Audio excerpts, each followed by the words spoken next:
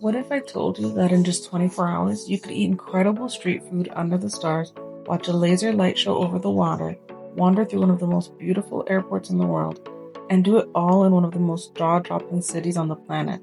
That's exactly what I did in Singapore. Let's go.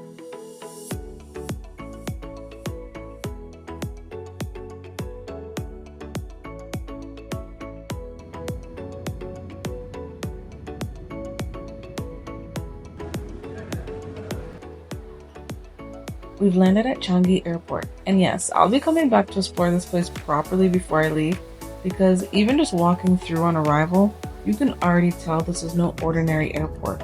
But first, hotel, check in, drop the bags, and let's go out into the city. Home for the night is the Pan Pacific Singapore. I've already done a full walkthrough video of this hotel, I'll link that above, but honestly, the location alone makes it a winner. We're right on Marina Bay, which means everything I want to see tonight is basically on my doorstep. First stop, food, because you cannot come to Singapore and not eat well. Lau Pa Sat is one of the oldest hawker centers in the city, and in the evenings, they close off the street right outside and turn it into Satay Street.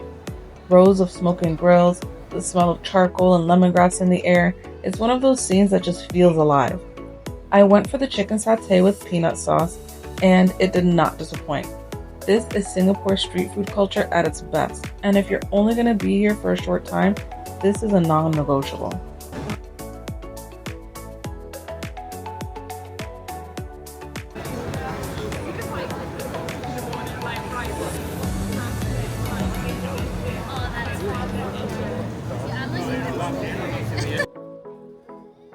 From dinner we walked over to Gardens by the Bay, and this place genuinely does not look real. The Supertrees are these enormous vertical gardens, some of them over 16 stories tall, covered in plants and ferns and flowers.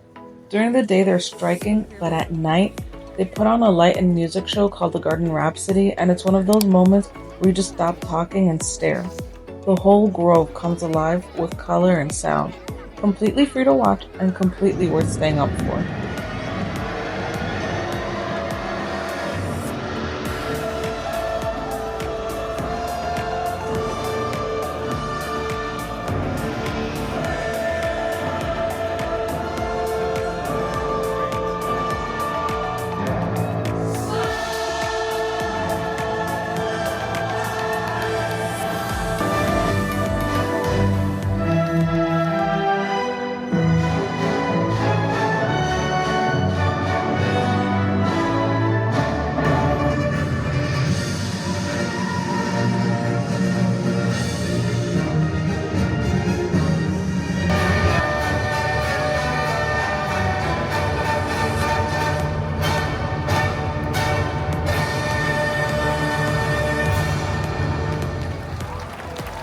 Rhapsody is brought to you by Gardens by... Hey, Gardens by the Bay. Just finished the Light Rhapsody show. It is absolutely gorgeous.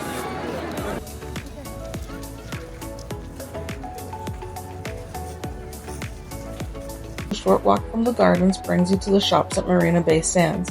And from the waterfront here, you have one of the most iconic views in Singapore. If the timing is right, you can catch Spectra, the free light and water show that runs along the promenade. Lasers, water jets, projections, it's a whole production, and it's right there, free on the waterfront. Singapore really does know how to put on a show.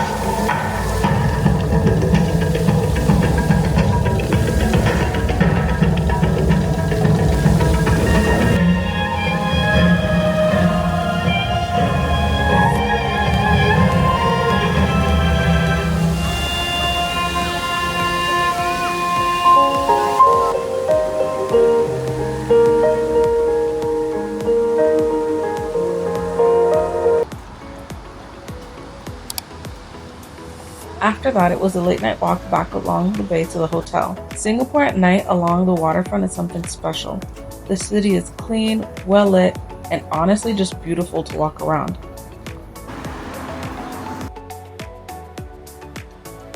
The next morning, we headed to Kampong Glam, one of Singapore's most historically rich neighborhoods and honestly one of its most photogenic.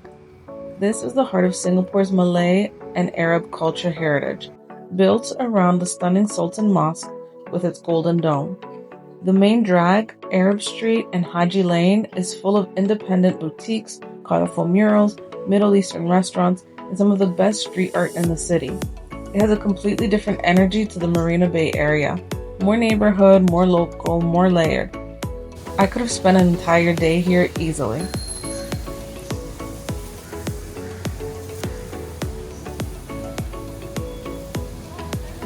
Singapore right now, out the mosque in Kampong Glam, and it's beautiful here. It is hot, hot, but that's the time here is already almost up, which is crazy.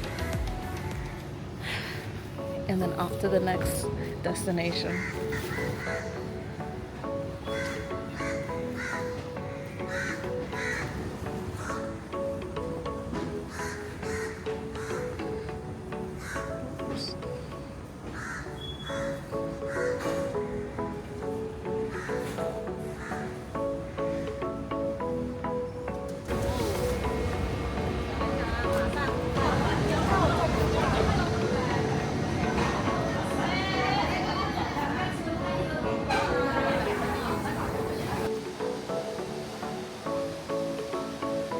And finally, what I'd been looking forward to since we landed, back to Changi Airport, but this time to explore the Jewel. If you've never heard of it, the Jewel is essentially a whole world inside the airport. A massive indoor complex with shops, gardens, and at its center, the rain vortex, the world's tallest indoor waterfall. Up on the top levels, there's Canopy Park, with walking nets, hedge mazes, sky bridges. It's the kind of place where you almost forget that you're in an airport. And honestly, I could think of worse ways to spend a few hours before a flight.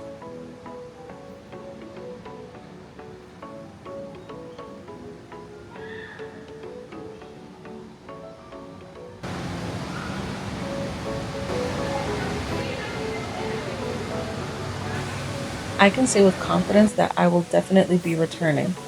24 hours just was not enough time to fully explore and appreciate this beautiful city.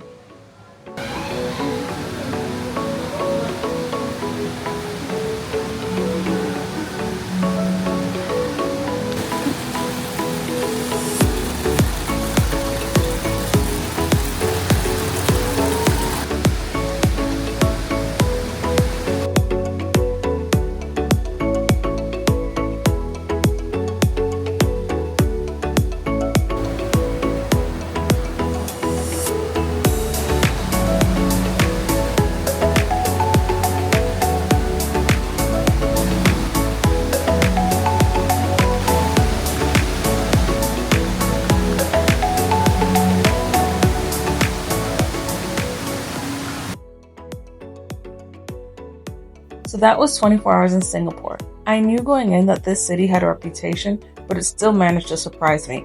It's clean, it's efficient, it's multicultural, the food is incredible, and there's just so much to experience even in a short layover. If Singapore is on your radar, or even if it wasn't, I really hope that this gave you a reason to make it happen. If you enjoyed this one, subscribe for more travel videos, and I'll see you in the next one.